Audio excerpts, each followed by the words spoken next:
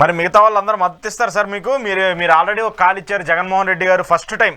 నాకు తెలిసి 15-16 నెలల్లో ఎప్పుడు కూడా ఆయన ఇలాంటి కాల్ ఇవ్వలేదు. ప్రతిపక్ష పార్టీలు అందరూ కూడా రండి, మెడికల్ కాలేజీలు ప్రైవేటీకరణ అడ్డుకోండి, మీరందరూ కూడా ఏకం కాండి అని చెప్పేసి మీరు ఎప్పుడు కూడా ఇతర పార్టీలతో కలిసి మెలిసి ముందుకెళ్లే పరిస్థితులు అయితే కనపడవు. కానీ ఫస్ట్ టైం జగన్మోహన్ రెడ్డి గారు అలాంటి ఇండికేషన్ పాస్ చేస్తూ వచ్చారు. అంటే అశోక్ గారు, ఆయన ప్రజల తరపున మాట్లాడే క్రమంలో ఈ దోపిడీ పార్టీ కూటమికి వ్యతిరేకంగా ప్రజల ఆస్తుల్ని లూటు చేసే విధానాన్ని పాలకపక్షం ఎన్నుకున్నప్పుడు మేము ఒక్కళ్ళం కూడా సరిపోకపోవచ్చు. మేము ఒక్కళ్ళమే కాదు, మీరు కూడా పోరాడుతూ ఉన్నారు. కమ్యూనిస్ట్ పార్టీలు సిపిఐ కానీ, సిపిఎం కానీ, నక్సలైట్ పార్టీస్ కానీ, లేకపోతే బిఎస్పీ కానీ, ఈ రాష్ట్రంలో ఉన్నటువంటి మిగతా రాజకీయ పార్టీలు కానీ ఎవరైతే పోరాట మార్గాన్ని ఎంచుకున్నారో ఎస్ అందరం కలిసి ఐక్య పోరాటాలు చేద్దాం రమ్మన్నాడు. ఐక్య పోరాటానికి పిలిపించాడు. మీరు అన్నట్టుగా గతంలో మీరు అనలేదు ఈ మాటని, మీరు చాలా సున్నితంగా పరిశీలించినట్టున్నారు. కానీ ప్రజా పోరాటాలు కలిసి పనిచేయటంలో, ప్రజలకు అండదండంగా ప్రతిపక్ష పార్టీలు నిలబెట్టడంలో, ప్రతిపక్ష పార్టీ అంటే అసెంబ్లీలోనో పార్లమెంట్ లోనో దానికి మనకు రిప్రజెంటేటివ్ ఉండాల్సిన అవసరం కూడా లేదండి. The voice of the people. నువ్వు ఆ సభల్లో ఉంటేనే ప్రతిపక్షం అవుతావని కూడా కాదు. ప్రజల పక్షాన ఎవరు పోరాడుతున్నారో వాళ్ళందరూ కూడా ప్రజాపక్షమే. వాళ్ళందరినీ కలిసి అవసరమైతే ఒక లార్జ్ స్కేల్ లో మనం ఈ దోపిడీ ప్రభుత్వాన్ని ఖచ్చితంగా దించాల్సిన అవసరం ఉంది. పోరాటం ఖచ్చితంగా చేయాల్సిన అవసరం ఉంది. మేము ఒక్కడం కూడా సరిపోకపోవచ్చు.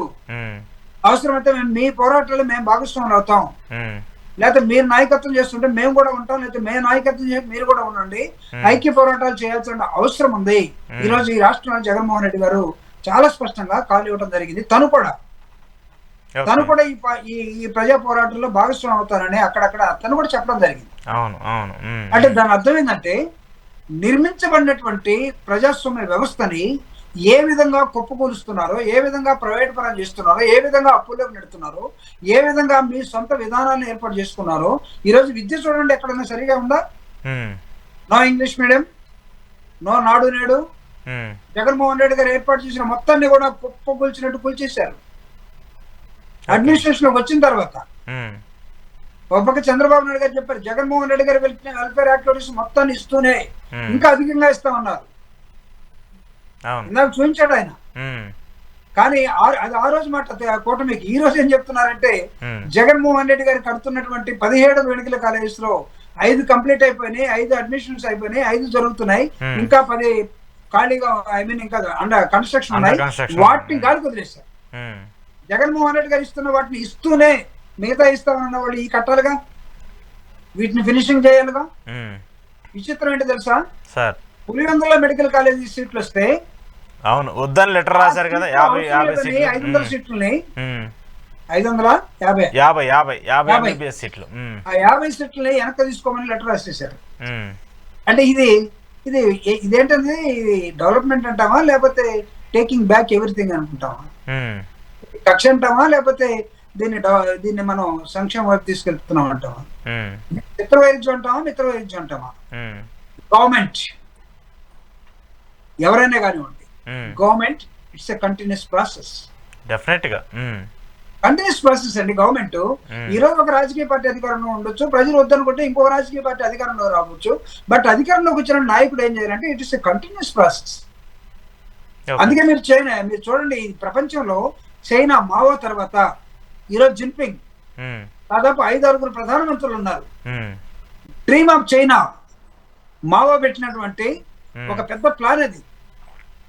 ఈ దేశాన్ని మనం డెవలప్ చేయాలంటే చైనా, డ్రీమ్ ఆఫ్ చైనా అని ఒక ఎజెండా స్లోగన్ ఇచ్చిపోయాడు.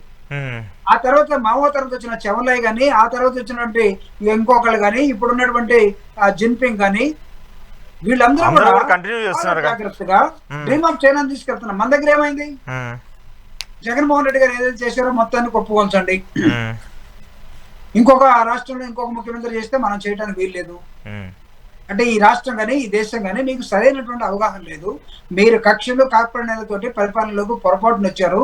కాబట్టి వెల్ఫేర్ డెవలప్మెంట్ యాక్టివిటీస్ ని సరిగా మీరు ప్లాన్ చేసుకోండి. మేము సపోర్ట్ చేస్తాం.